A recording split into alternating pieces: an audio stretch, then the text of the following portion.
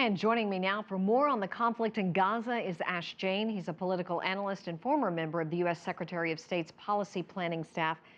Thank you so much for coming in and sharing your insight. Thanks for having me. We really appreciate it. So, Egypt has already offered some sort of settlement here, and Hamas is rejecting it.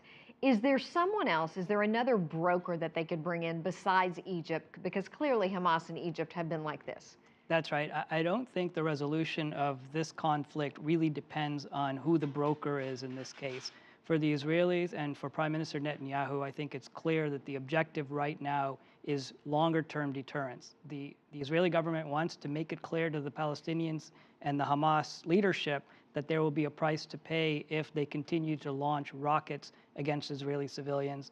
And so just as we saw the last time this happened in 2008, 2009, the Israelis went in with a ground invasion to make it clear that there will be a toll paid by Hamas militants and unfortunately the civilians that were struck as indirect casualties, but that as time goes by, this will serve as a deterrent for any kind of future rounds of attacks against Israelis. Let's remind our viewers of exactly what Hamas wants. They want a release of all the prisoners, right?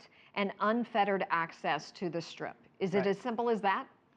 Well, I think this is nothing new. Again, this sort of repeats history. Every now and then, Hamas decides, for whatever reasons, that it's going to try to push for some set of political demands by launching rockets against Israel. I think the real goal of Hamas here is to try to draw the Israelis into a situation where they're finding it politically under heavy international pressure for their policies in Gaza, and they do that by, unfortunately, exposing civilians in Hamas-controlled territories to the kinds of indirect casualties that... A humanitarian crisis and hopefully garnering some sort of sympathy and international support. Exactly, and in a very tightly, densely populated area that the Gaza Strip is, it's inevitable that there's going to be there will be civilian casualties, no matter how hard the Israelis try to pinpoint and target their strikes against militant locations.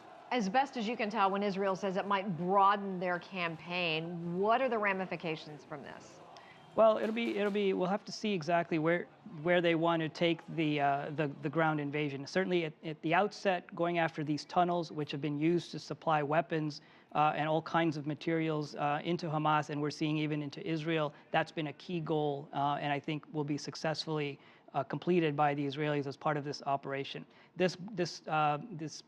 Discussions about a broader incursion, I think, is partly probably an attempt by the Israelis to pressure the Hamas leadership to stop the rocket attacks, because as this ground incursion goes in further, again, there will be a much deeper price that the Hamas leadership will have to pay and that the civilian population will have to pay. And so maybe at some point as the weeks go by, as this ground operation intensifies, we'll see another attempt at a peace, at brokering some kind of interim peace agreement to stop the fighting. Okay, let's hope so.